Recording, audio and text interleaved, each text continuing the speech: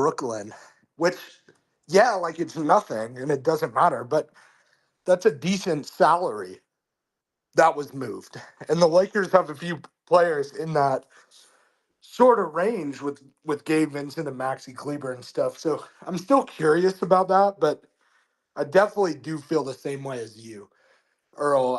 It's nice to have some more concrete stuff. However, we are still so far away from the NBA season. This kind of does feel like our first podcast of the season with that break and it being like the middle, the depths of the summer. This kind of feels like the first episode that we would do for this next season because, as Allan said, we have the schedule now. We can look at it. And then things are only going to ramp up with training camp, media day, preseason, all of that. So, welcome. I guess this is the second full season I've done with you guys. I've done like 2.5 seasons here. And yeah, it's a kind of a new year starting here shortly.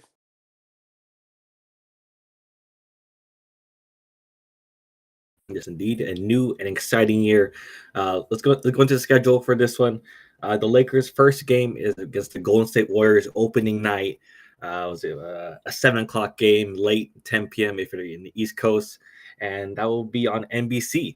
So, at least, what you guys thoughts on that opening night? For some predictions and just like the atmosphere that like this team heading to the opening night.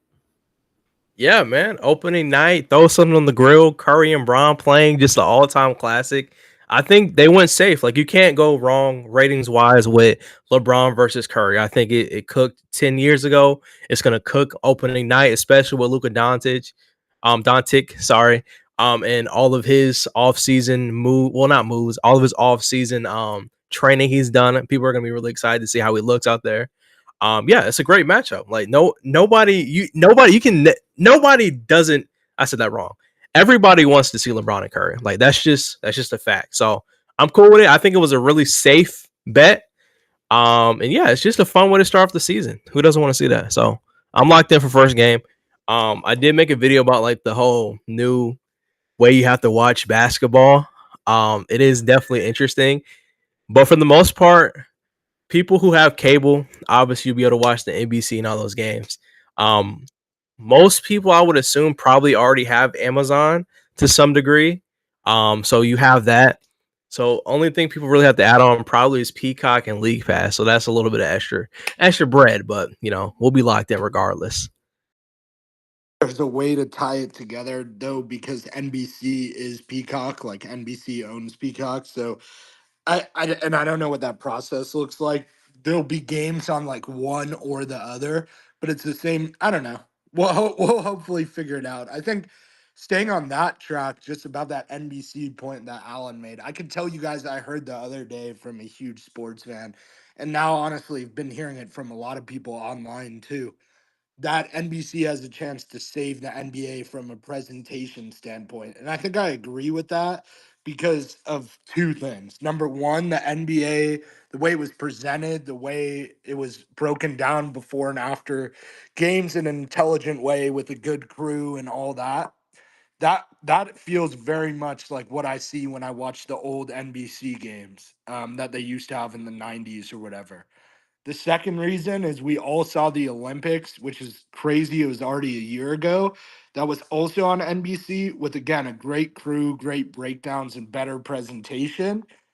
Um, with the Team USA basketball games we saw. So I do think NBC can really save this. ESPN is still like a major part of this equation for them on a day to day with the NBA. And I personally don't love that. And I don't know if they'll keep trying to fade that out. I don't know exactly what will happen. It gets into all the money stuff, right? But I think I would much rather watch a game on NBC and actually even Amazon, I have a feeling, when you look at those crews, than anything ESPN would put out, which sucks. And then the also a little off topic, but kind of with all that TV stuff and this new season coming up, Allan, like the TNT crew, I mean, Earl, you probably saw this too, but there were reports that like they were gonna do like one of the first nights and then nothing until Christmas, and I think they're just like with ESPN now.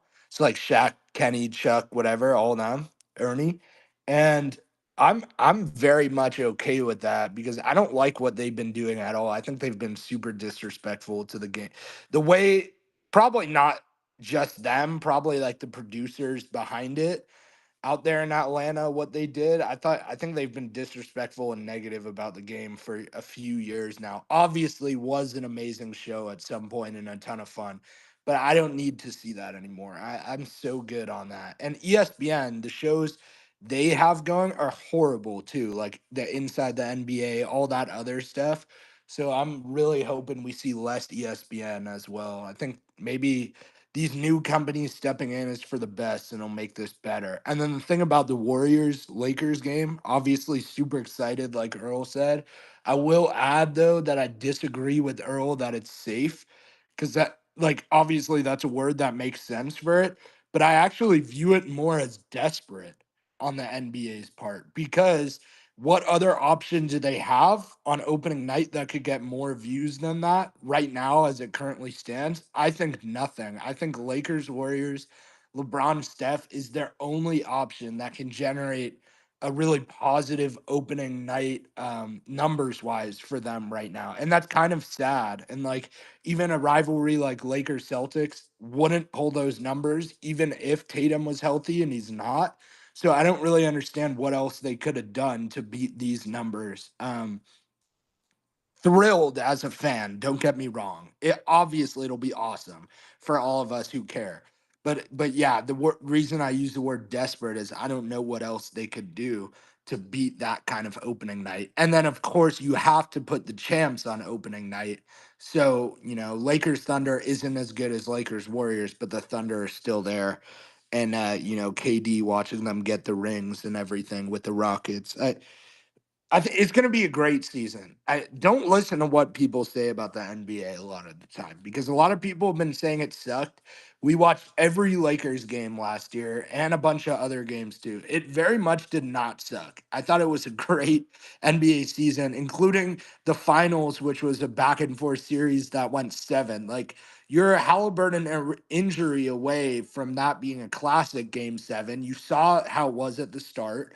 I think the NBA season was almost perfect from beginning to end. The Luka trade, you know, obviously one of the biggest things of it all. So I feel very positive about the NBA despite like what TV numbers say, just as a fan.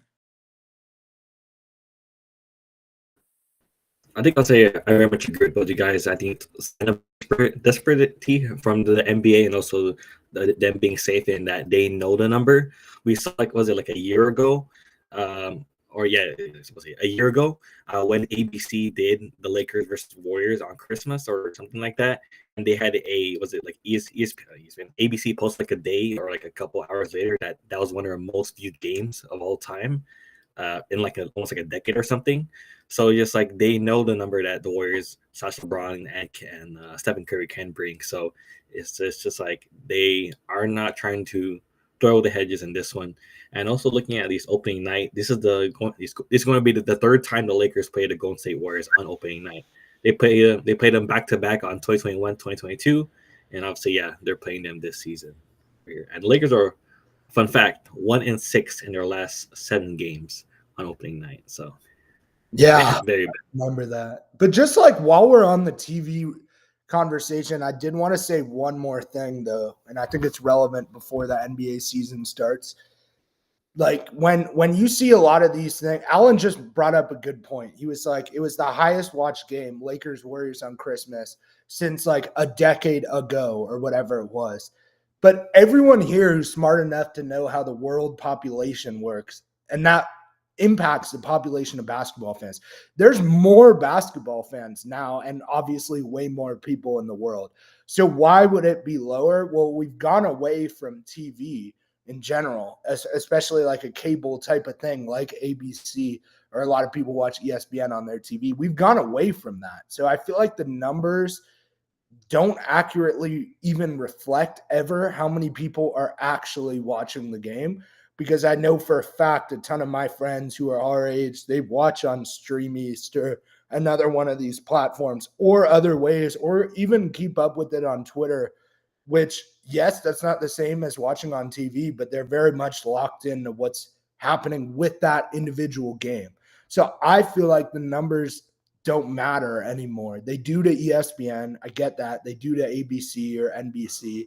But as a fan of the game, there's more basketball fans now. It's just counted only with people watching live on TV, when in reality, everyone's watching or keeping up with it in different ways. Yeah, I agree with you. And I think I'll add on to that as well. Like, it just speaks to like the new age of social media. Like, we see people, we see moments like in season where NBA streams games on Twitter, like on different applications, because that's where people are. People want to live tweet, they want to do their own thing. Like you said, the stream eats of the world. Like, people are watching basketball and may not directly reflect on the actual markets of the NBCs, ESPNs, maybe even the Amazon Primes when they come out. But a lot of that you can kind of rope it back to what Jake was saying as well about like the Shaq, Kenny, all that crew as well. Like, don't get me wrong, I love what they were doing. Like, early days, I think it was a completely different game. Like, I felt like they were excited about their job. Like, they were excited about doing these different things, talking basketball. But as the game continues to develop, it's more hate than anything. I felt like, as far as like watching the game. Like, I had a conversation, shout out to my guy Max. Like, the casual viewer, like if I'm a casual viewer and I only turn on the game at the start of the game and I watch the halftime show and listen to Shaq completely trash like a basketball player playing, like, that's gonna kind of blind my reflection of the game itself. It's gonna change my viewing experience, because these are legends of the game telling me this player is bad, what he's doing, what these guys are doing right here, or, oh, don't watch the Wizards, this team is trash, or don't watch the Pistons, who cares what they're doing, who cares they made the playoffs, it doesn't matter. Like, when you hear stuff like that, it sucks. And having a new refresh market, and I'll bring the example of like Amazon, like we talked about new markets. I love what they did with football as well when they got that deal. I love the casting. I love the whole crew. I love like Jake said, the presentation was really new. It was unique. It was refreshed. And I think that's what the NBA needed in this media deal. That's why they went to so many different outlets. Okay, let's try a Peacock, a platform who's hungry to grow as they got to deal with the NFL as well. Let's go with an Amazon Prime who did the same thing, and they're trying to grow their numbers as far as the streaming world. Like, let's get more people motivated and not people just stuck in the rope of, okay, these are the numbers, I got to do this and this way traditional. You got to go with new options. And I think both of these new networks have proven that they create good casting. Like, remember, like 2-3 years ago, nobody in the world was thinking about Peacock. Let's just be completely honest. Like, I know my mom, she uses Peacock all the time, and now it's funny. I'm like, oh, let me have the login I needed this year for NBA and football. But moral of the story is, like, give it to these fresh networks who want to put like presentation first, like Jake said, and create an experience. Like, I can't help but think like some of these games are just boring. Like, I literally don't watch halftime most of the time anymore. I just go get up and do something, come back when the game's back on. So that part of the game I'm really excited about. I agree with you guys, and now the way that Jake explained it and Allan about the whole Lakers being safe, I didn't think about it from that perspective as well. That they literally have to do it. Like, we're throwing all our cards in. Like, we have to make this 100% locked in viewing night. So yeah, I like the games. I think it makes sense. And I'm embracing this, man. Like I said, there's probably going to be a lot of mistakes this first year in the media deal, but it's the first year, and people have to understand next year is going to be better. So I'm excited for it, though. It worked for the NFL and it's worked for the MLB. Allan is a big UFC guy, I know. The UFC was pay-per-view for all these major fights, at least, and now they have a deal coming with Paramount where you can stream every UFC thing for only $8 a month or whatever the Paramount Plus is. And like, that's something that's going to work really well for them, but also Paramount. So I think, to tie it in with your point, Earl, like, when society adjusts more towards those streaming networks, you got to adjust with it too. And if you just stuck with traditional TNT or ESPN, I think ultimately you would get screwed over. So the league is smart for doing that. And then also the last thing, the social media stuff you said and how people consume the game that way. The league that has the best presence on social media is the NBA. So there's still a lot of hope for a lot of the components of the NBA here. And yeah, it's way worse on TV than the NFL, but the way things spread in social media with the NBA is really, really impressive. Like, they dominate social media compared to other sports. So I think they're actually in a really good spot. But like you said, Earl, I think like a reset was needed. And to bring it back to the Lakers, like we didn't even say that. But another reason I said desperate, and it has to be Lakers Warriors, is because it's also not on ESPN. So whatever this new channel is that's coming in, this is their first games. And they had to put the champs. We get that. That's one of them. The other one is a really, really big deal for them. They can beat all of ESPN's numbers prior by starting out with this huge win with Lakers Warriors. So that probably makes that game more important. I think in their positive like accessibility, I know I imagine a ton of Laker fans don't have Time Warner cable or just had that Sportsnet sort of channel. So like having on NBC, having a Peacock, having whatever, and not having to see ESPN or TNT blocked on like a direct TV is very much beneficial. And then obviously it gets more eyes, it gets more Laker fans. Obviously it helps playback potentially get more people around that. So hopefully the Lakers have a good opening night. Obviously, I say we're praying for a W, but let's see a W, man. Let's start the season hot. Let's beat the Warriors and just have a great season. Starting from that. Yeah, and I'll add on to that before we move on. And to add to that point too, I don't know if it's the same for y'all in Los Angeles and California, but my local channel changed almost every year. It kept getting bought out. Like it was Sports Central, then it was it was like 4 different names. So I had to find the new channels every year. So now there's like my local NBC channel. It makes it so much easier for me. Sorry, I didn't mean to play that clip. Novig sent me a post on Instagram. But yeah, no, that doesn't necessarily happen with us. What happened to you is more of a matter of how Fox Sports was operating, I think, because they switched it around and they like sold a lot of their channels to like the Bally Sports Network, and then that like failed and went under 2 or something, and it went somewhere else. So we didn't really have that aside from like Time Warner Cable changing their name to Spectrum or being bought, whatever it was, once. But it's still a major issue, like Allan said. Like I couldn't watch ESPN or TNT a lot of times. And then when you have like NBC, you don't have to worry about that. And then streaming wise, like on Playback or Amazon, you also don't have to worry about that because you're not going to be blacked out in LA if the team's in LA. But, you know, we didn't even talk about the game. I'm sure we will way more when we get there. We have plenty of time to talk about the game. But like Allan was talking about getting a W, like my initial thoughts as things stand right now is I think we do have to go make a statement, actually, because I think we're way better than the Warriors. And I was kind of excited to see that because it's fun, like we said, like why we explained, but also they're a team that's worse than us. And if you play the Rockets or the Thunder on opening night, for example, our chances to win would have been far lower than starting out with the Warriors. And it's important to start with a win, as Allan said. You know, we're 1-6 or whatever in the last 7, whatever it was. So getting a win here is key, but I don't think they have a good team whatsoever. And anything can happen. They're not horrible. Like we can definitely lose, but I would feel very confident going into night 1 that we win. And the matchup we have next against the Timberwolves to me is way harder than versus the Warriors.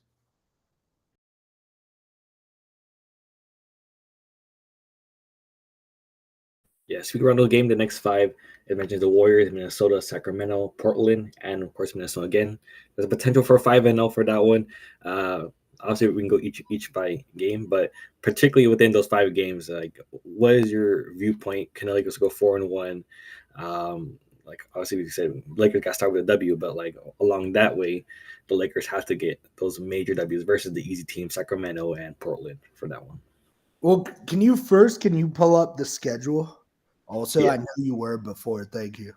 I just want to like visualize it because we can kind of break it down segment by segment. You just talked about the first 5. Earl, I'm gonna let you go though first.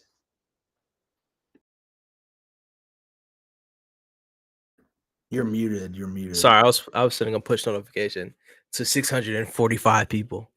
Now, but for me personally, look, let me not go in here blindly. I can't remember what the whole first 5 games are. But what I will say is It's so important, man. Like our goal next year for me, regardless. Okay, sorry. Let me back up a couple steps. I feel like the way we ended off the regular season last year with what we had was very impressive. We're talking about a roster turnover of losing Anthony Davis, one of your franchise players, Max Christie. Well, really, our best two defenders on the roster gone, like just like that, snapped 1-2, gone. So keeping that in mind, I know the summer's not over. I know it wasn't as exciting as everybody wants it to make it. Wants to seem like it's not exciting. I get that, but you have a Jake LaRabia, a nice young wing type defender. He can shoot the three ball as well. You have a DeAndre Ayton, a center. Like y'all gotta realize, like that to me, and I get it. I'll stand on this every day. We have to make more moves. I get that, but last year our starting center was Jackson Hayes. Rudy Gobert won a game by himself because we had a center who could not rebound, could not defend. I mean, God forbid he couldn't even catch a lob anymore. Like he was useless. I'm sorry, Hayes Muse. I'm sorry. It's gonna happen. I'm so mad he got a contract extension, by the way. But we'll save that for whatever yapping session later. But yeah, long story short, the team is a lot better, and I think that's fair to say. So looking at this roster here, we're doing what? First 5 games you talking about? First 5. Okay. Golden State Warriors has to be W, bro. Opening night, we all know the losing record. Would you say 1-7 is absolutely insane, or 2-6, whatever it was, horrible. Like we can't lose. That's a fact. New network, new year, new league. Have to lock in. Like skinny Luka. Let's ball. Minnesota, that's a get back game. Like if we're talking about taking care of business, that team absolutely disrespected. We had Ant-Man edits of him talking crazy to Lakers fans, deservingly though, because we were talking crazy to him. That circulated. I had to watch that all summer. Ant-Man highlights and edits of him saying this and that. Boom, cool. Sacramento is not a real basketball team. I do not care. They make every worst decision you can think about in the history of basketball as far as building your franchise up. They are probably top 5 in all those decisions. Horrible organization. Sometimes I forget they're a team until I look at the schedule and see we have to play them. And Sabonis pretty much own AD, but we don't have AD anymore, so we ball. Portland. I love Portland. I think Portland, realistically, I think we have a better chance losing to Portland than Sacramento. I like their defensive core. Donovan Clingan as the starting center now, that moves me a little bit for Portland's future. We don't lose to Portland, bro. We can't. That's the DeAndre Ayton get back revenge game. I think we go 4-1 and we lose to Minnesota. It's really hard. I said it last season. I'll say it again. It's really hard to beat a team twice in a span of a week. It's really hard to do, especially with adjustments, quick turnaround. It just happened. So I'm gonna go very optimistic. That's kind of my role here. 4-1. Maybe 4-2, depending on what the Kings are talking about. But you never know. Like they're a weird team. But I'm going 4-1. Personally, lost to Minnesota. That's where I'll start. Yeah, I'm not as optimistic as you normally, but I also would definitely say 4-1. Of course, anything's possible, but to your point about being a team like twice in a week, what about twice in a week at the start of the season when they have to adjust to being a different team than they were, and we do? Both sides could struggle from that, and I think splitting it where one team wins each is the most fair way to look at it. Like I don't think, and one's home and one's away too. Like I don't think a Minnesota fan could sit there and be like, yeah, we're definitely 2-0 there. Like I don't think that's the case either from their side. So I think 4-1, and I'm hoping for 4-1. As we look at the rest of the schedule, though, like I don't view it as the hardest stretch of the season. I do want to make the point before we continue on also, though, that, and I've been saying this, that the NBA is better than it's ever been talent-wise. It's ridiculous because Portland is actually probably the second easiest team you could play in the West. The Jazz are like the one clear like tanking team, and Portland is still like this threat, at least in the regular season every night.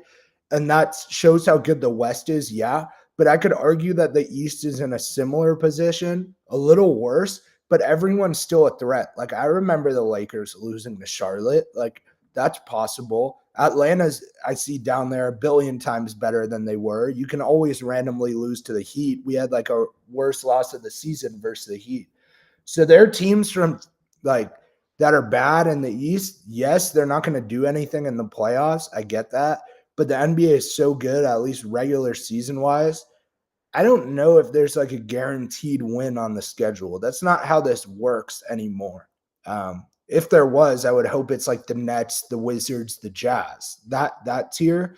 But it's really not how it works anymore, like I said. So nothing is super safe. You kind of got to like bring your real game every night. But seeing what Luka was able to do when he was the last season, he was healthy and obviously in better shape was 2024. And when you look back at that, like obviously Jokic always has nuclear numbers, but like Luka could have still won MVP that year. I think he finished second. So like looking at that year, and also I know we said we would talk about the Eurobasket in a little, that minor injury aside, he looked great. I think having a guy like Luka instead of just LeBron and AD is actually a way better recipe for success, especially in the regular season, because AD, so take that game versus Sacramento, and we know he struggled against Sabonis, but I'm not saying that. Let's just say we had LeBron and AD. AD showed up that third game and dropped 10 points and 10 rebounds.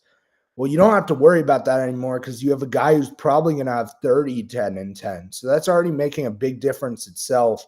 Plus, obviously, switching centers from the Jackson Hayes, Koloko, Jemison of it all to DeAndre Ayton, like you're going to feel way better in these games where you have to play bigs like Rudy Gobert, DeMontis Sabonis, Donovan Clingan and what they got going on. Like, so now we're built way better for the regular season. I don't think the Lakers are a bad team or anything like that.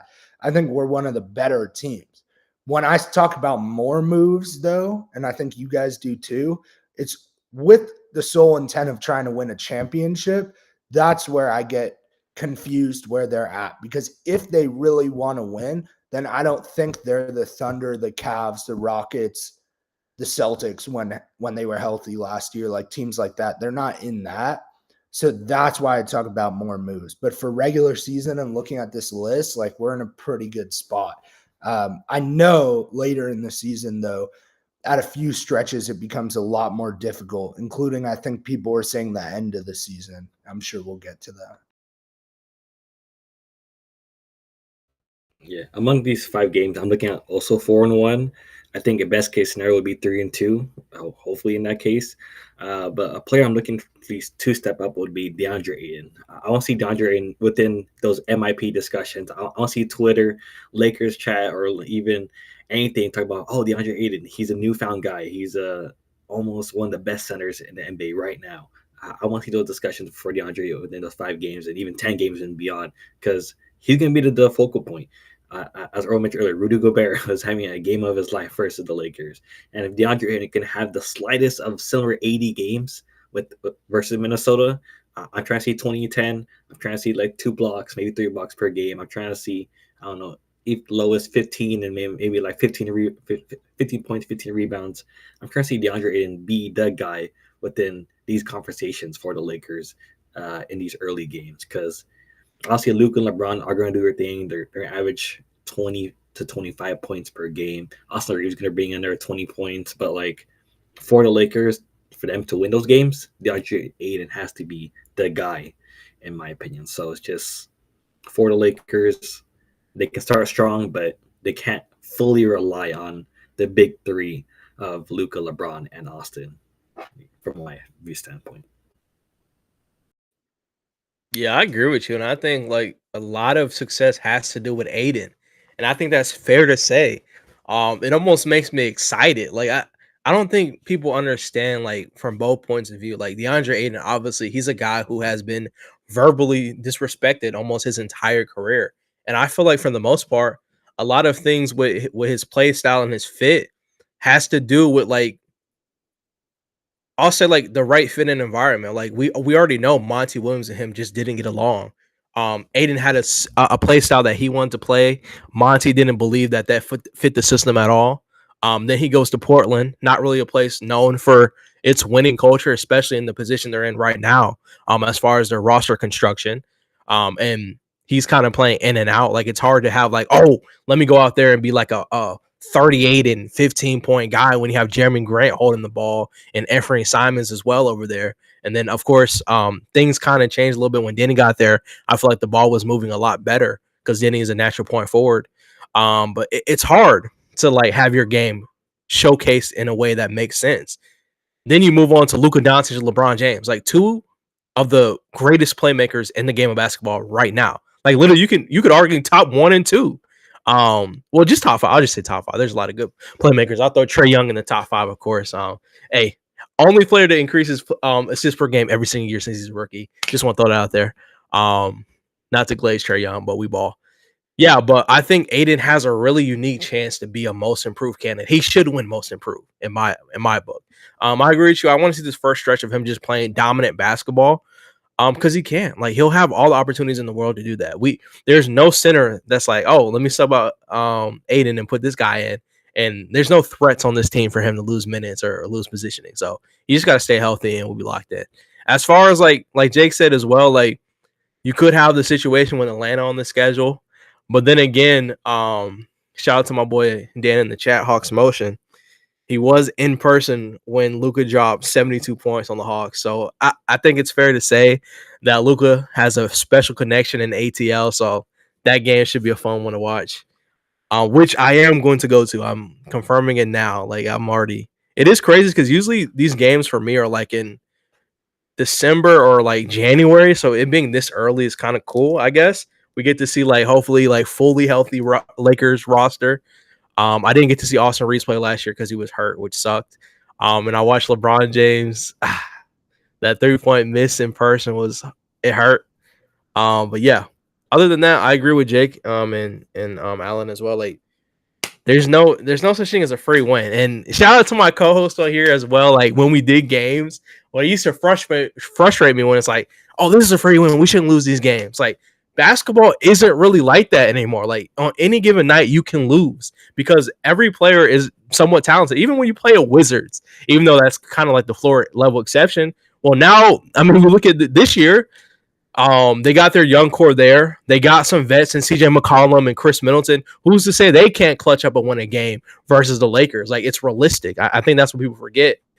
A lot of every NBA team, like, there's no easy games. Even throw the Jazz in it. We was losing to the Jazz and stuff with our team last year. I mean, they got a little bit. Let me not hype them up. I mean, Larry Markin is dropping. I seen the average. He's averaging 40 a game. For his home country. Shout out to Larry. But yeah, we'll see what happens, man. I agree with you though, Jay. Like, there's no such thing as an easy game anymore. You just got to go out there and hoop. There's no off day. I think it's funny. Like, obviously, I get why you would go to the Atlanta one, and it looked awesome last year. But when you look at the prices on the right, Earl, the Atlanta one, from what we're seeing on the screen, is the most expensive by far for some reason. I'm not gonna lie. When I went last year, my tickets were like 400. For some reason in ATL, the tickets are just insane. But yeah, like 307. It's saying is the minimum. Like, it'll get better a few times, but that's still crazy, bro. Peacock and NBC are the same thing in a way, though, so I wouldn't worry about that. Like, the first night, look, it says NBC and Peacock, so you can do either. Just to address the chat. But yeah, I think them being at Atlanta, at Charlotte, like, things like that. You were saying that was in January and February normally or whatever, and I think that's worth noting too. Like, I haven't seen the whole schedule. As we scroll down, we'll see. But that means like the Grammy trip that they used to call it isn't really the same thing anymore, right? Because that trip was always at the same time every year for the Lakers, and I'm guessing things have changed. What a fun stretch you have there, though. Hold on. I'm seeing a lot of colors right here in early December. Look at that. Like, that's fun basically every other night on average. Look at this. You get the Clippers, then you get the Mavs, then, Toronto is cool now for, hopefully they win. Celtics rivalry, Philly, Clippers again in there. A lot of national games in this stretch. The Houston one on Christmas. I'm looking forward to this stretch, but yeah, after it's at home first at the top of the screen, that's a very long road trip, 6 games.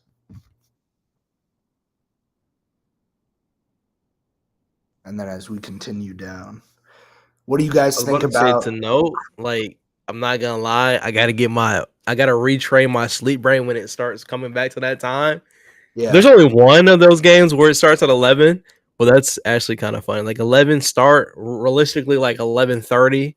Well, I'll take that back. We don't know. Maybe the presentation actually starts on time with this new media deal. We'll see. no, it'll be like 11:09, but still. Yeah, hopefully, yeah. But we ball regardless. That's the East Coast fans. Yeah, that's interesting. What do you guys think about the Christmas game though? Because we haven't done one since we got that game either. That was one of the other ones that was like highlighted earlier on before the schedule came out. Yeah, Christmas. Wait, who's there? Oh yeah, Rockets. I did rage bait a little bit on a video about the Christmas games. I don't really have like a huge problem with the Christmas games. I thought it was cool. I mean, Kevin Durant and LeBron James is really an underrated matchup, I feel like. Every time they play, they both show out. I think it's like a crazy stat. I think they both average like 25, 26 points per game versus each other, which is always like cool to see. I might have just made up that number. Someone could fact check me. I don't know. It sounded right. Somebody can check that number. LeBron James versus Kevin Durant all time head to head. Somebody check that out for me in the chat. But regardless, it's always a fun show. Like, and the new Rockets team, one of the best. I'm probably just saying one of the best teams in the NBA now. I mean, they're one of the deepest teams in the NBA. So why not pull that on Christmas? Like, if we can get that one on Christmas, that moves me, especially because it's a Western Conference matchup as well. Like, that's a team we realistically could see in the playoffs. I think it brings a lot of energy. We know Bron's always motivated to play on Christmas. And please, Christmas jerseys, please, bro. Yeah, new media deal, new environment, new vibes. Bro, we have to bring Christmas jerseys back. This is the year. LeBron James asked last year on TV in an interview, "Where's the Christmas jersey?" He was tweeting about it. There's no way they miss this opportunity to bring them back, bro. Speaking of Christmas, adding that on to the, how do y'all feel about that?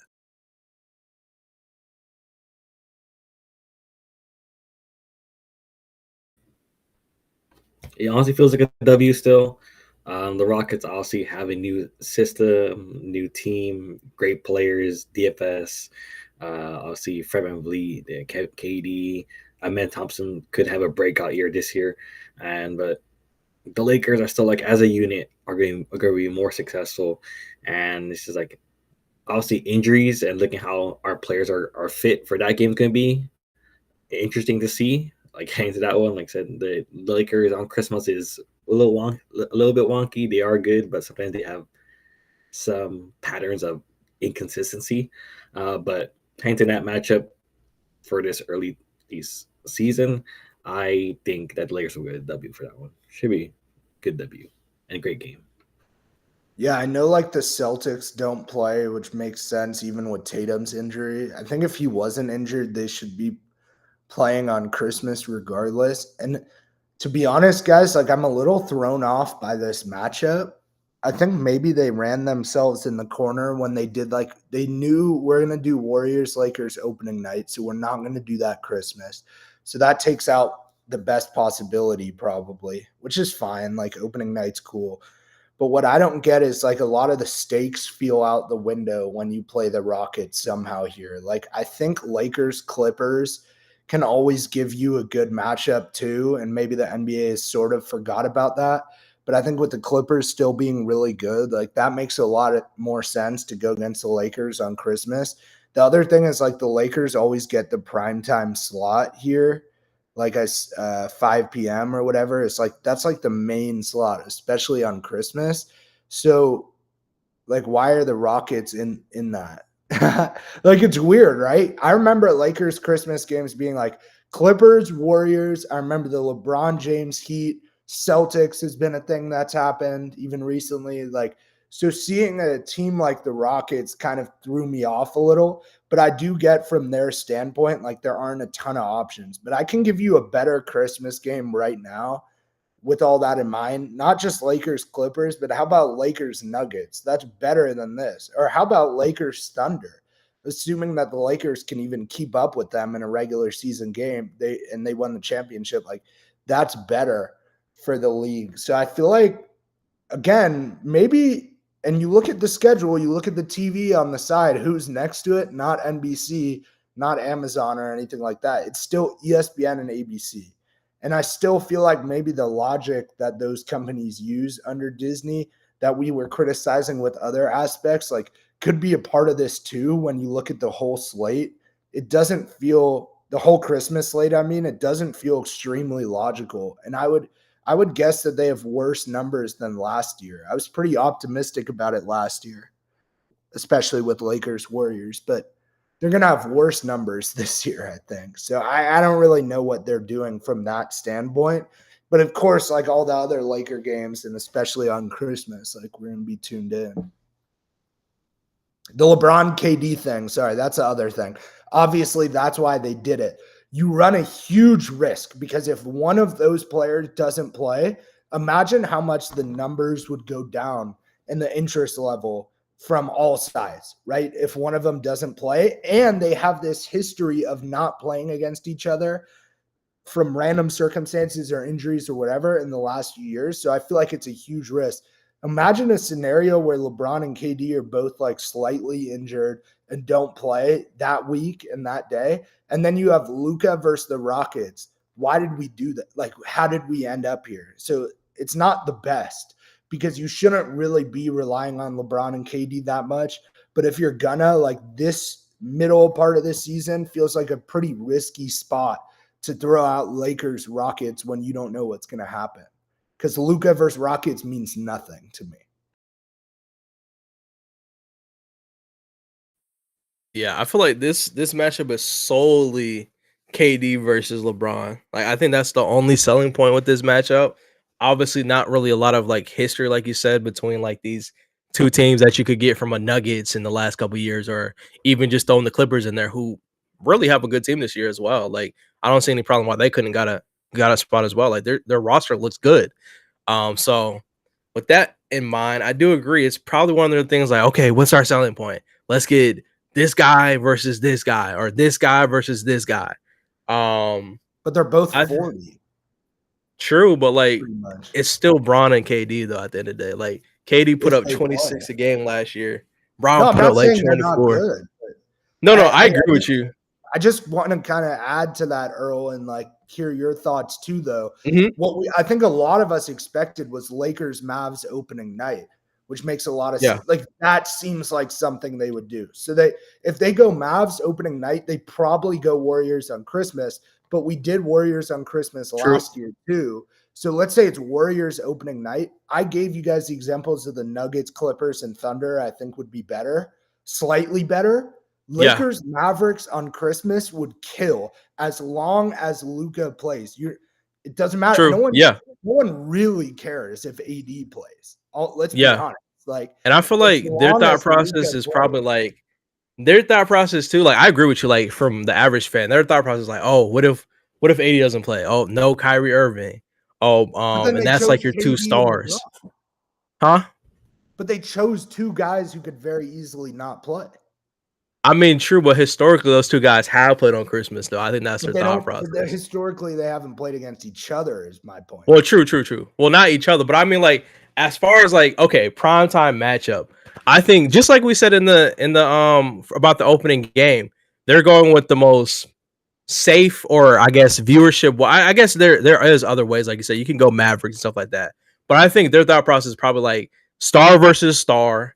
KD, LeBron, like that's the only thought process I can see in doing this type of thing. Like, yeah, they have a new team, and also the other selling point could be maybe everybody's just expecting the Rockets to be good. Like we said, they're projected to be one of the best teams in the NBA next season. And what's going to happen? Like either way, the Lakers may have to go through the Rockets in the playoffs to advance in the conference or something like that. So maybe they're hyping up like an eventual playoff series that could realistically happen depending on how everybody falls as well. So maybe that's their selling point too. They're trying to put more attention on like this new age Rockets team with an older Kevin Durant and LeBron James potentially, not officially, last Christmas game, maybe the last KD Bron matchup or something like that.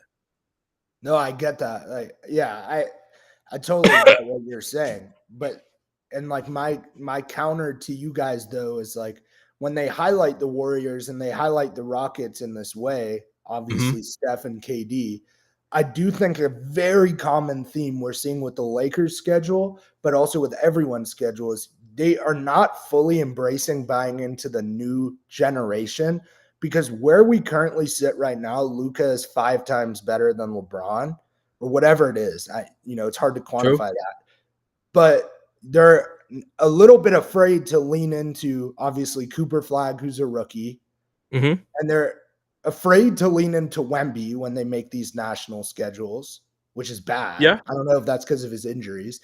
They're afraid to lean into the idea that the Lakers brand and Luka's brand is the new iteration of the Lakers and what's going to be popular. So what I'm saying is like the common theme, and I think we would all agree, is they are holding on to LeBron, Steph, and KD, but they're also potentially hurting themselves by not highlighting Shea, Luka, Victor, even Flag, if you want to put him in that convo, like other guys like that who are in their first, second, or even fifth year, but like these younger guys who do need to take over the sport. Because what's going to happen when LeBron, Steph, and KD retire in 2 years is they didn't build well enough towards those new guys, and they're going to be so screwed when even putting together the schedule and the highlighting matchups when they didn't have any buildup to show us Luka versus the new age Mavs. Like Luka Flag in the playoffs, AD will be gone at some point. Sure. Yes, we get that. But Luka versus Flag and whatever team they have is going to be a big deal too. And so we don't know who the best player on the Rockets is going to be. Let's be true. When the Rockets are at peak, you have no idea who their best player is going to be because Kevin Durant is going to be gone. But we know the future of the Mavs and the Spurs and the Lakers and a lot of these teams. That's kind of what I'm saying. I'll kind of counter just slightly. And I feel like I agree with you 100%. They should be showcasing those matchups. And maybe they did go a little bit too vet heavy on that one. But I'll even counter with, like, I think Spurs Thunder kind of fits that narrative a little bit as well. Like, you have the Wemby, who is being announced like as one of the best upcoming players. And you got the newly become NBA champion in Shea. Then I feel like you have kind of like a mid-range version of that. Kind of slightly older veterans, but not at the point where you're up there with the LeBron age and the Cavs and Knicks, who have had like some pretty competitive games with Jalen Brunson versus Donovan Mitchell and Evan Mobley, who's a good young guy. And then I feel like they did kind of a mix with Mavs Warriors. Like you can go with like that Stephen Curry angle, like obviously aging superstar in the NBA versus Cooper Flag, new gen. Although I do agree, I would have loved to see the Lakers point of view with Luka Doncic, the old face of the Mavericks, versus Cooper Flag, the new face of the Mavericks. That would have been great. And then I feel like Timberwolves. I said Wolves Timberwolves. That's funny.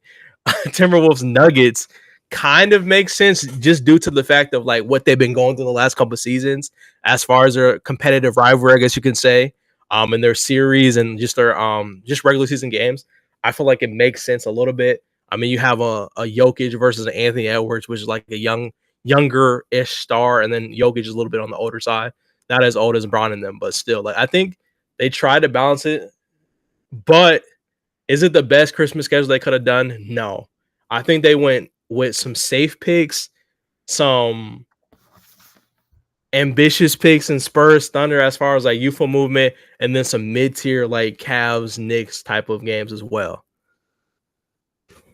Yeah, no, I'm with you. I guess I was more focusing on it from the Lakers schedule point of view. And I know I said the whole NBA, like you definitely are right about Spurs Thunder, but you just said also, again, we played the Warriors on opening night. We understand that's not going to happen on Christmas. Sure. We played them last Christmas, but you just said Warriors, Mavs, and Lakers, Rockets.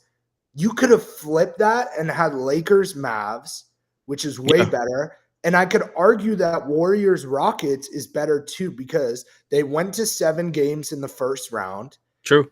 Steph Curry and Kevin Durant were teammates in one of the most famous teams ever that they assembled. And Yeah.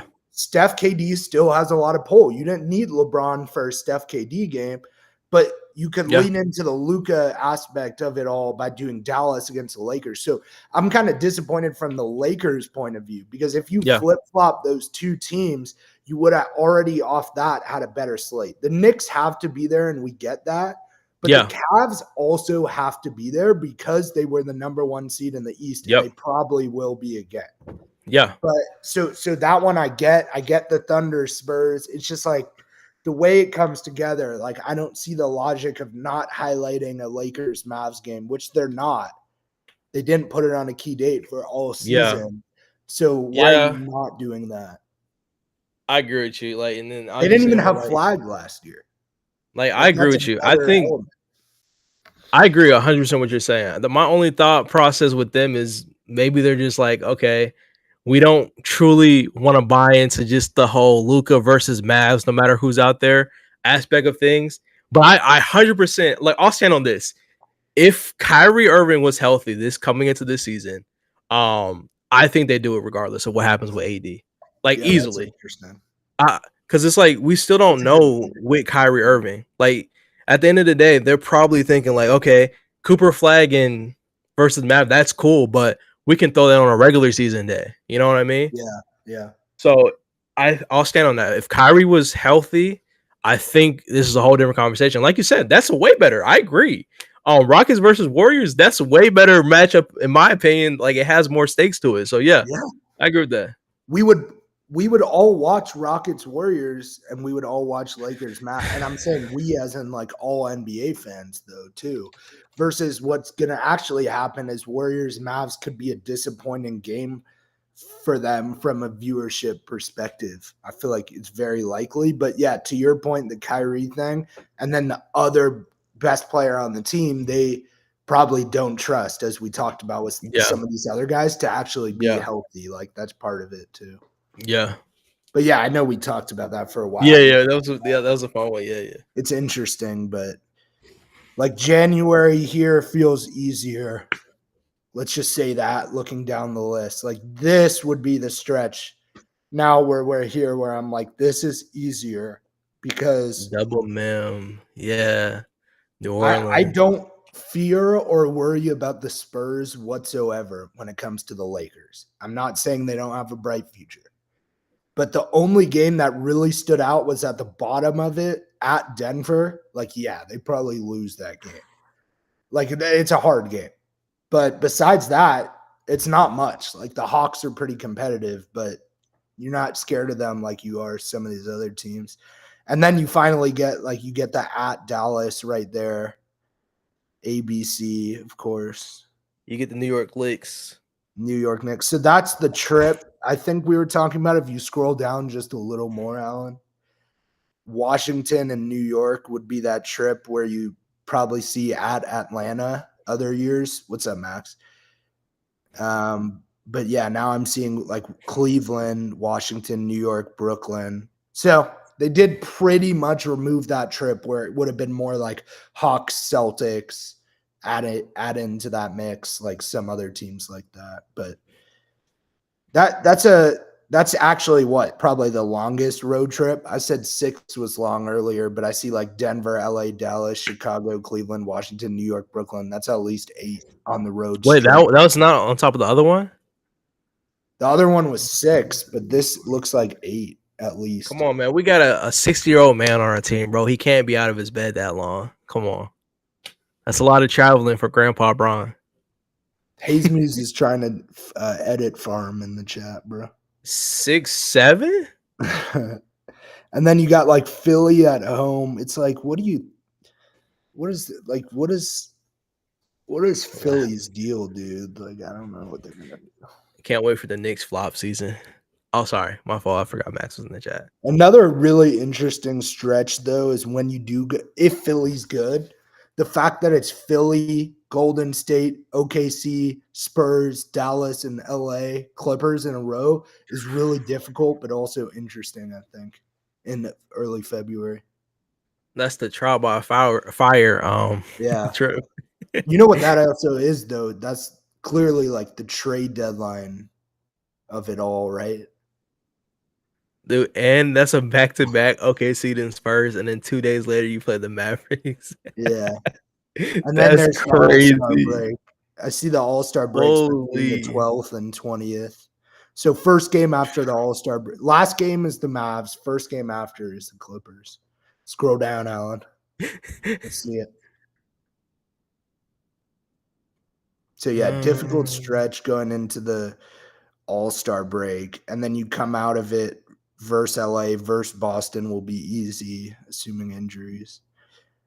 If Orlando there was no will, Boston, that's a kind of a crazy stretch if there was no Boston there. Like if Boston was healthy, that's kind of like, okay, you're on Clippers, Boston, and Magic. Phoenix is free.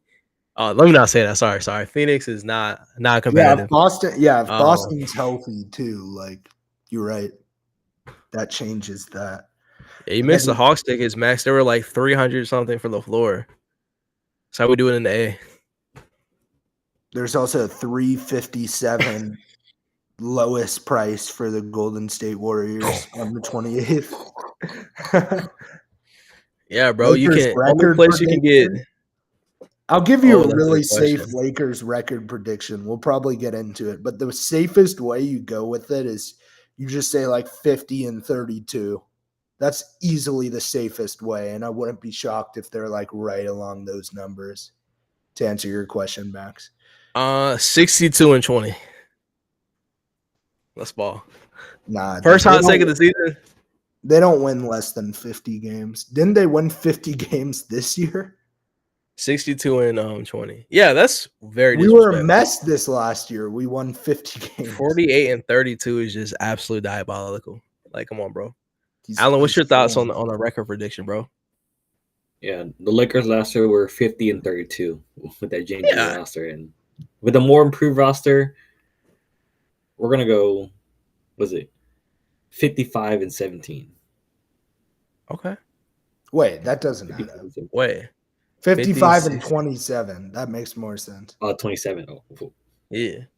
I think that's the optimistic one. I think like worst case is 50 and 32. And the West is better now. So are we. The West is better. We're better. So why would they not? You gotta realize what we were playing basketball with our hands behind the back. Exactly. Like, that's all I can say. Any argument someone brings to me, Hayes, you lost DFS. DFS was 35. Like, I appreciate what DFS did for us. I really do.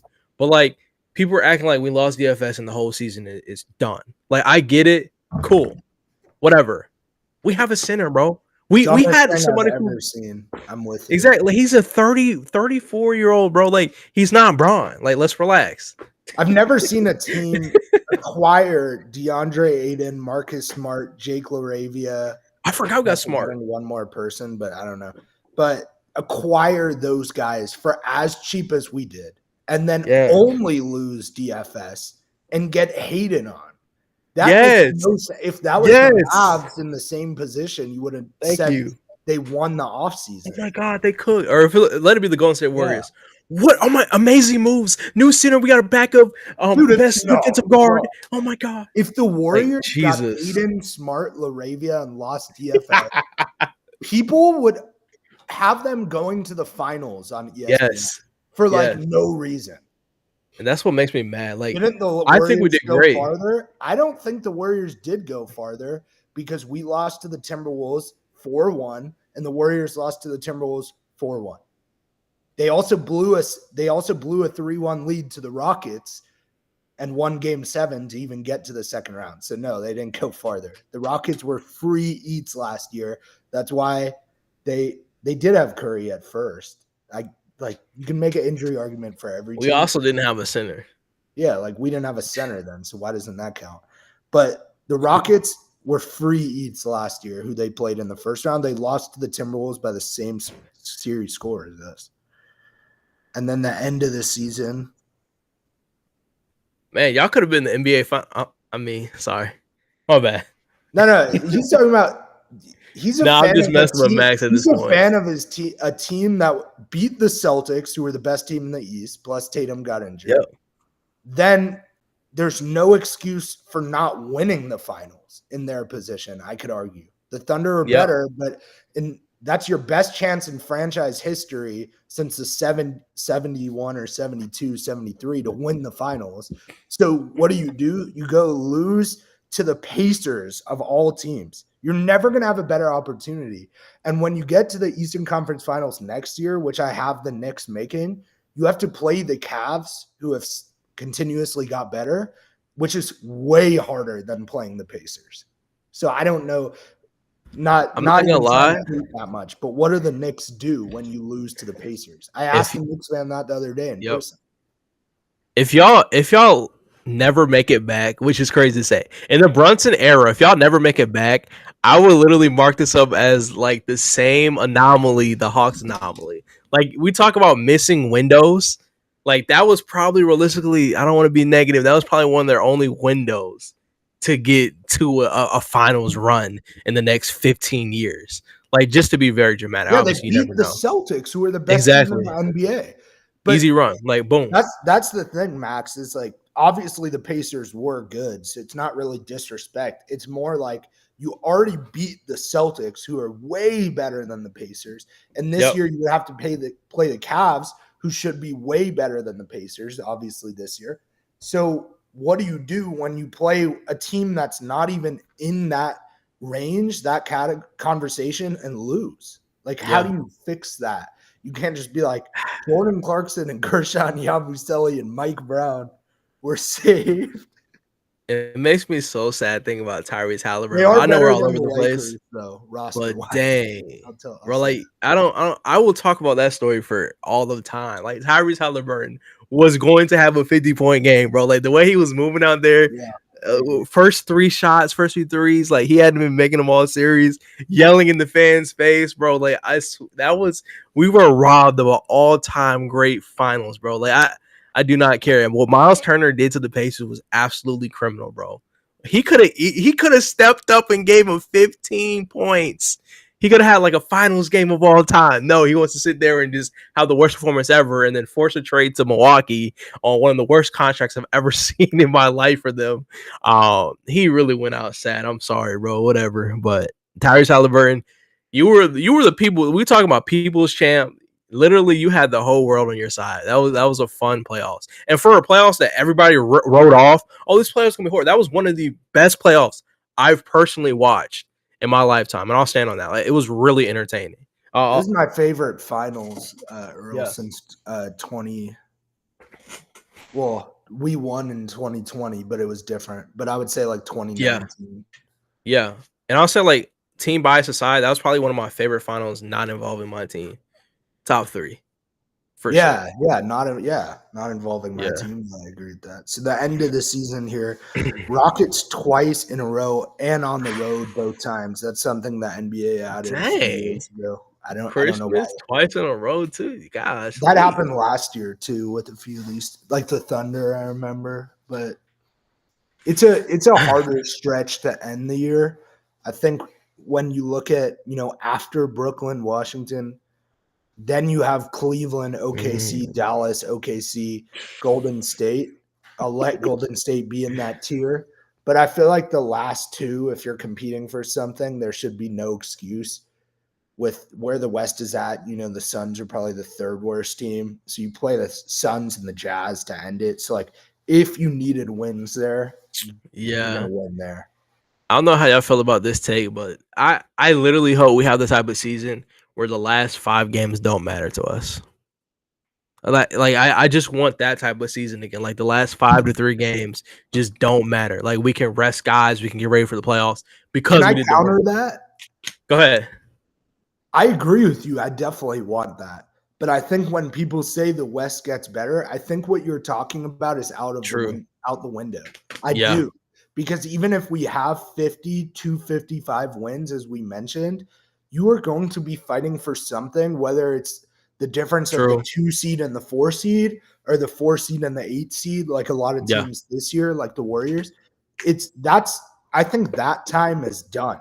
And I think there's a reason the NBA, I think they put like every game on that final Sunday. They have every team play. because they know like that era is over where it doesn't matter. It's more possible in the East than the West, but you will be fighting for something. You're not going to be able to, because to not be, you're the Thunder, basically. Like, let's say this last year, and the Lakers are not team like the Thunder or how the Celtics were. I forgot we don't have the luxury of the Eastern Conference. I forgot about those dreams are over, where the top 3 seeds are just done, and then none of the other games really matter. After bottom of 5, which sucks for us. Y'all should come over. It wouldn't be fair for y'all if we came over. We would be first every year in the Eastern Conference. Where do you the Mickey have Mouse East? I think they'd be top 3. Jokes aside, top 3 every year. Maybe. I think we're 3rd in the East. What did the Knicks finish? What was y'all's record last year, Max? And what seed did y'all finish? 3rd, right? I think 50, it's Cavs, Knicks, and then us. 3rd, yeah. They were 51-31. Oh, we were 3rd too, though. But there's no Celtics anymore like that, too. Oh, yeah, you're right. That's why I think. Yeah, so we would be 2nd. Y'all be 3rd this year. No, back to you, Allan. Yeah. At least for you guys, at least upon the schedule, obviously we end in Utah. From this stretch, from the finally, like, where exactly do you see the Lakers, like at the end at the end of the year? Like, what seeding do you see? Anywhere top 5. That's my answer. Sorry. Exactly. Right there. Exactly. No, I mean, I agree too, but I think that goes right back to Earl's take.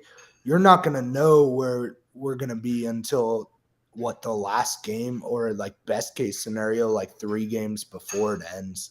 So it's actually really hard to predict, aside from the top, let's even say the top 2, assuming if the Rockets are what I think they are, then it's going to be really hard to predict. And only 1 game or half a game is going to separate each team again from like 3 to 6 or 3 to 7. So I would say it's really hard though right now with the Clippers, the Nuggets, the Timberwolves still there.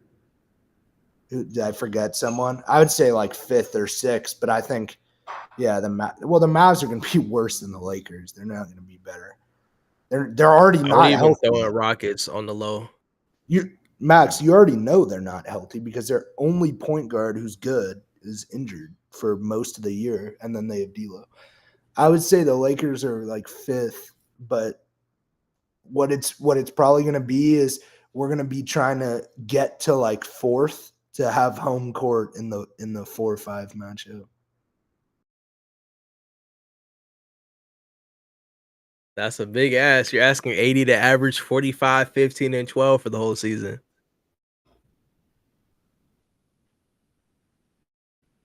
Yeah, I think in particular, I'm going with the 3rd seed. I think that we're going to go OKC, Mavs. Oh, no, Mavs, Nuggets. Excuse me, there. Nuggets, and then Lakers. We talk about Mavs a little bit, so I messed it up. But yeah, OKC, OKC, Denver, and then Lakers. Yeah, but where do you stand on the Rockets because to me, like, they were already the 2 seed. So let's say like KD gets injured for a big stretch. That wouldn't necessarily affect if they could be a top 4 seed because they were already a 2 seed with the same team. And now they've got better even in other areas without, excluding KD. So how can I believe right now that the Lakers can be ahead of the Rockets? Like if you say we're 3 and they're 4, of course, if it's like the difference of half a game, which it will be, like it's impossible to predict. And yeah, it could be either way. But why should I feel like right now that we would be ahead of the Rockets, who have they're better suited for the regular season than us? Honestly, more like the Rockets are still like a adjusting team. Like obviously, most of their bench players are going to get increased roles. Jabari Smith, was it Reed Shepard, Amen Thompson obviously gonna have a breakout year potentially. Şengün's gonna be in more of a larger role. I think he'll take a step back because KD's gonna be number 1/number 2 scorer on this team. So I feel like they're going to be adjusting more than the Lakers. I feel like the Lakers is just everybody has their role and they just have to execute. Compared to the Rockets, where of course everybody has their role and they have to execute, but at the same time they have to understand whose role is at their spot. Because obviously DFS is going to be like a 3-and-D guy. Reach up is going to be a combo guard per se off the bench. Everybody had to do it. And KD's had to score 28 per game. And I think he's going to rest games. I don't think we're going to get an 82 game season from KD. Maybe even, I don't know if I had to guess, maybe 70 games without counting injuries. I just think that it's just, they're going to be adjusting more than the Lakers heading to this season. Yeah, Because if you say 4-1 early Lakers, then it's like we may have a better season early on. Yeah, that's what I was just gonna say. Like, yeah, to that point, the way I see that playing out is that they struggle earlier on. They don't gel like the Thunder could, or even the Lakers may early on, and so they have to play a little bit of catch up. Like, I could see that happening. Yeah, and then I'll just add on to it. Like, we were third last year, and I feel like we had so many gaps in this team. Like, there were so many things wrong with this roster. And like I said before, like, obviously, yes, can we make other moves to make this team better? Of course, 100%. But I think we're kind of underestimating the moves we did already make. The one thing we always talk about, we replacing Gabe Vincent. Well, not replacing, obviously Gabe's on the team, but you have a Marcus Smart now who I can actually trust to play some level of competent defense. And he has, I feel like, a better frame. I'll say structure because he's kind of like a sturdy guy, even though he's a guard to play defense, and he can hit an occasional catch and shoot three. We have a Jake LaRabia younger. Gabe over Smart. In 2026 now, I don't know, bro. I don't know about that, Max. You must not have watched Gabe Vincent these last 2 years. But we ball. Jake LaRabia, once again, a younger defender. Is he the perfect defender? No, but he's shown improvements every year he's been in the league. He can be a catch and shoot guy as well. And the biggest thing, we never had a center. We did not have a center. We haven't had a center. We didn't have a center, bro. When AD left, we had no center. And we were third seed. That's after AD. After Davis. We did not have a center. Now we have a starting level center who averaged a double-double last season. And I've never seen somebody get so disrespected by just joining the Lakers. It's absolutely insane. Aiden's horrible. He's so trash. I'm like, bro, he put up like 18 and 10 or 11, whatever. Go look at Hayes' numbers. Go look at Koloko numbers. I don't care. Y'all can argue all you want behind the screen, bro. I know what this is going to do for my team. I could care less. So, with that being said, I think it's going to come down to, like, I think it's going to be really close, and it's going to depend on who wins the season series, if we're being completely honest. Like, it's going to come down to that. I feel like if we're saying we want the third seed, it's going to be who wins most. Like, Rockets versus Lakers. Like, who takes on that series and has a tiebreaker. That's a great point, actually. Like, and then that makes Christmas for us, that doesn't really help TV ratings at the time, but for us, it does make that more interesting too, because you got to beat the Rockets and you got to beat the Nuggets to be in those types of convos, and then even the Timberwolves don't get talked about enough. Like, they're not going to win the finals. Maybe that's why. But, like, it wouldn't be shocking if they were third or fourth or fifth. And then you also have the Clippers to factor into that, who, again, the Clippers are not going to win the finals. Don't get me wrong. But, like, there's, depending on health, it's always a thing, especially for them. But there is a very good chance they could be a really good regular season game as well and be, like, the third seed. So.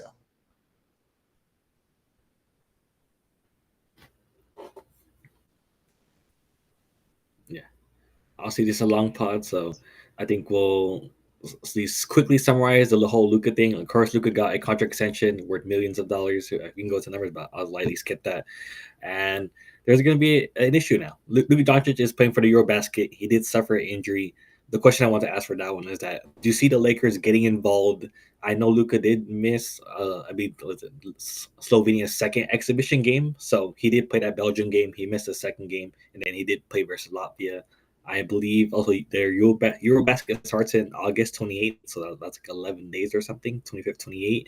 So, going back to the question, do you see the Lakers getting involved? Do you see Luka Doncic not really playing too much for Slovenia just because the Lakers like I said, may get involved. They want their player to be healthy to start the season.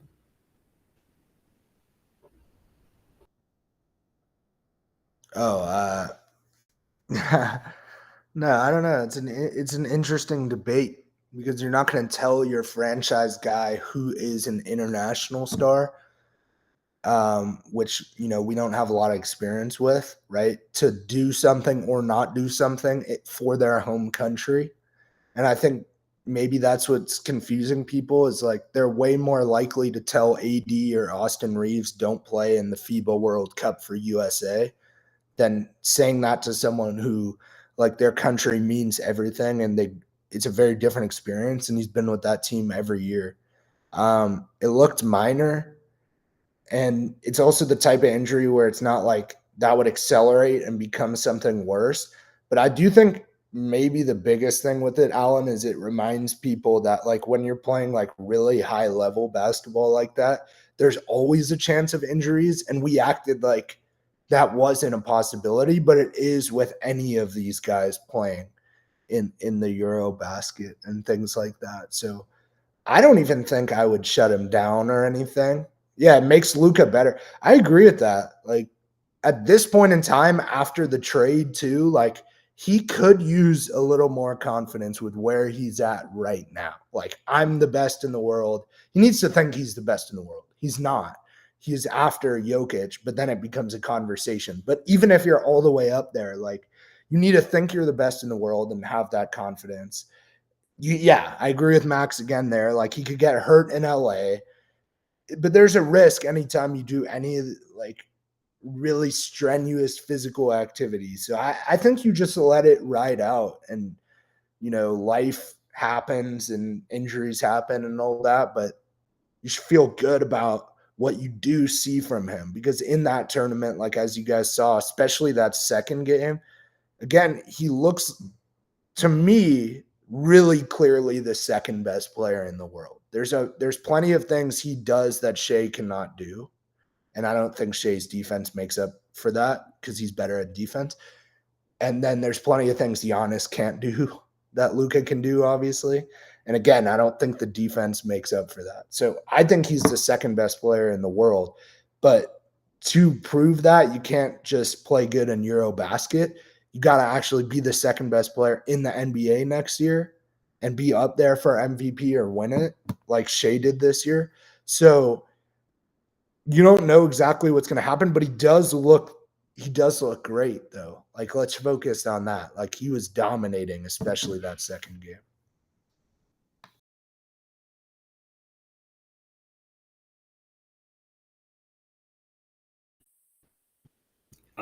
At least I'll talk about it and say that I think that's sort of where I kind of feel conflicted. Like, obviously, Luka can go out there and score 26 points, have near triple double per game for Slovenia, but I feel like the Lakers should or at least have to get involved within those games. And that if they're not successful as a team in the group stage or whatever the EuroBasket qualifying is, it's just like the Lakers have to get involved and say, "Hey, you're dominating, but we don't need you playing too much." Like I said, I very much agree with the reps. I know very much the potential for him to get hurt outside of the EuroBasket, but the Lakers have to protect their franchise and know about this season. Obviously, isn't quote unquote all in from the reports that we've seen, but this team should feel all in at this point right now.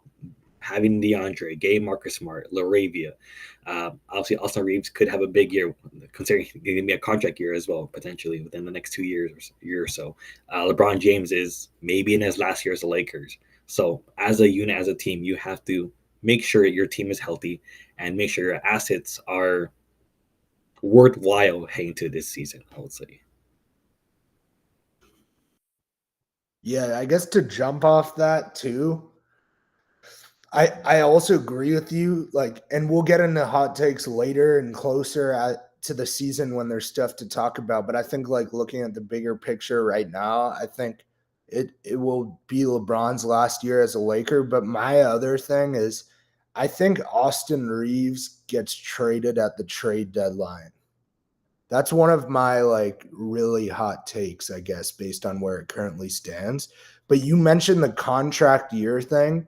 So let's say he's playing amazing. He's maximizing his value at the time where you would want to trade him so you don't have to pay him 35 to 40 million a year. Reeves for Grimes, who says no? I like Grimes, but nah. Like, I think you can actually get something pretty good for Reeves. And it's not going to be like a superstar who changes everything, probably. But there's a scenario where they trade Reeves at the deadline in February and it brings them 2 or 3 pieces in some sort of deal. Like, let's say it's like Reeves and Rui and you have more money now. It could bring you 2 to 3 pieces who could change everything for the playoffs. So my hot take is like Austin Reeves gets traded at the trade deadline. And I don't think we should act like he's a star player. To me also, like, he's a part of the big three and he's someone right now, big three in quotes, and he's someone who can get 20 a game, which is great. But there's a lot of guys in the NBA who can get 20 in a game. Bigger name or 2 pieces like Lonzo and Hunter. Like, no, it wouldn't be like Lonzo and Hunter, but I think there's something's going to come up where you could get 2 to 3 pieces and 2 of them start, and it drastically changes what the team looks like for the playoffs. So to balance the team out, I think Reeves is going to be a casualty of that. I can't really see a Reeves-Luka team working unless everyone else is like elite at defense, and that's pretty hard to do. Yeah, I agree. I'll say like the whole Luka thing. I think it's his choice. Like he knows how his body is, right? But I do agree to the point with Allan. Like when it becomes like non-competitive, you're basically eliminated. I think that's where it's like, okay, let's just mutually decide. Like let's just shut it down. Like it's time to kind of lock in and get ready for next season. But like we said, I don't have any problem. It's no difference than our guys coming to collectively going out there and playing for Team USA. Like it's basically like that. So I'm cool with it. As far as like the Reeves thing, cool. I think if we're at a point where we're struggling in the season and it makes sense to trade him, cool. If he ends up fitting and working out and the team success is there, then keep him. So I'm on the latter end. Like if it makes sense to trade him and we can use it to upgrade the roster in a way that fits around Luka, I'm all for it. But yeah, that's kind of my thoughts on both of those situations.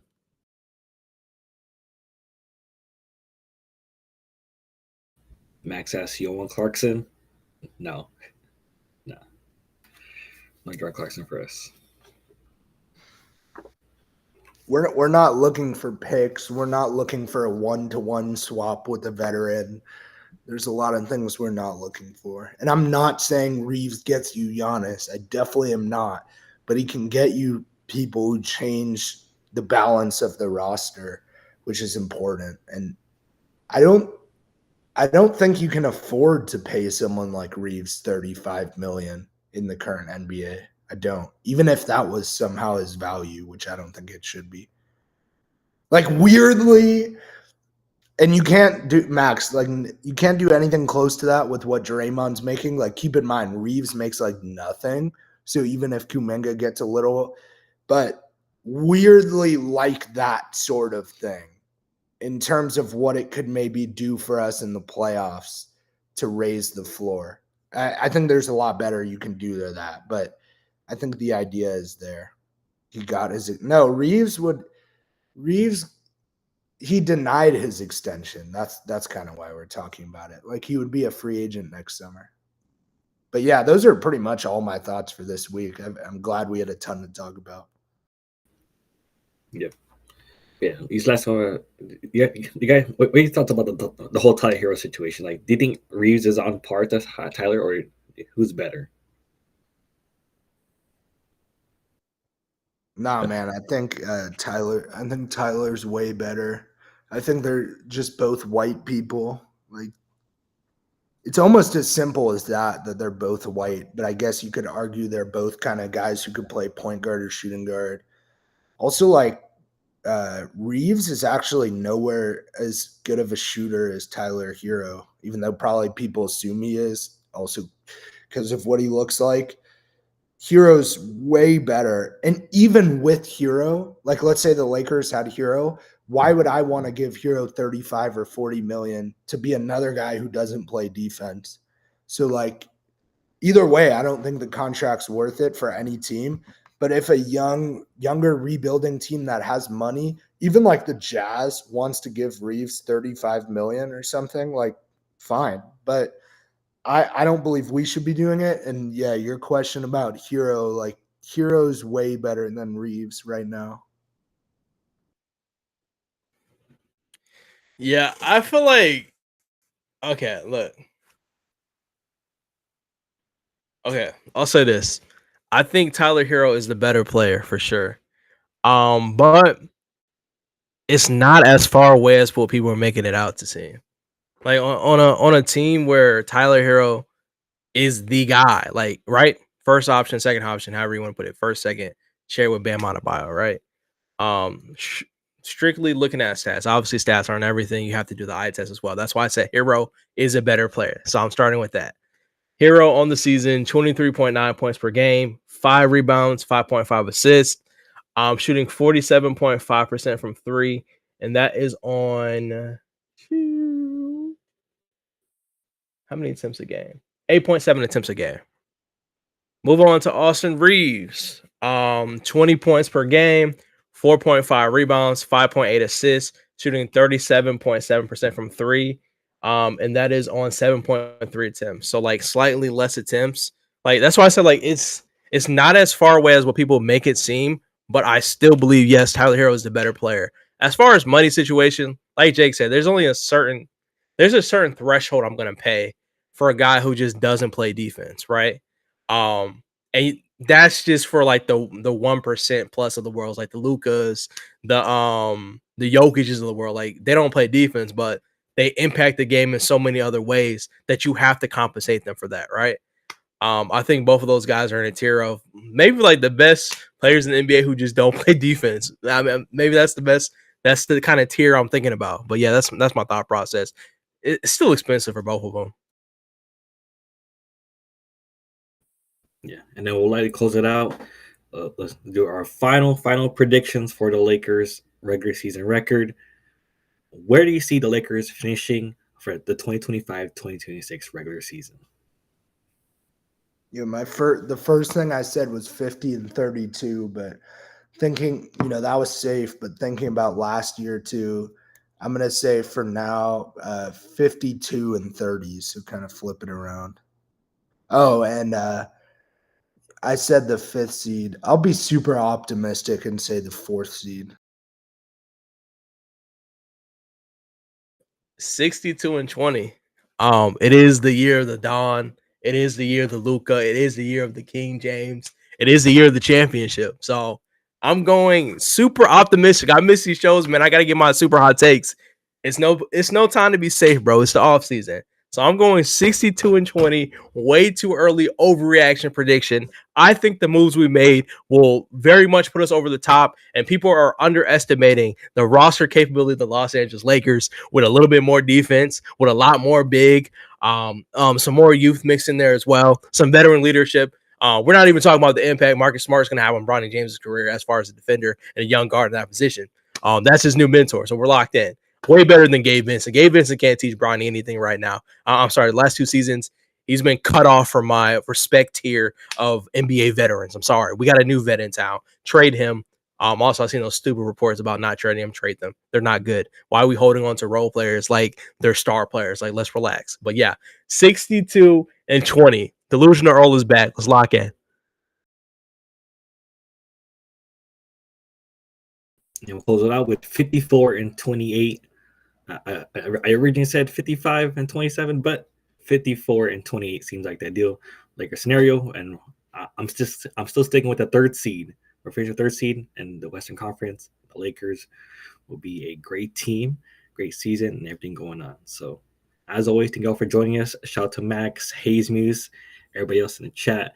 As always, make sure to follow us. PlayoffLEL on X, Quest 18 Pod on X, and everything going on. Overall, have a great rest of your day, y'all, and peace out.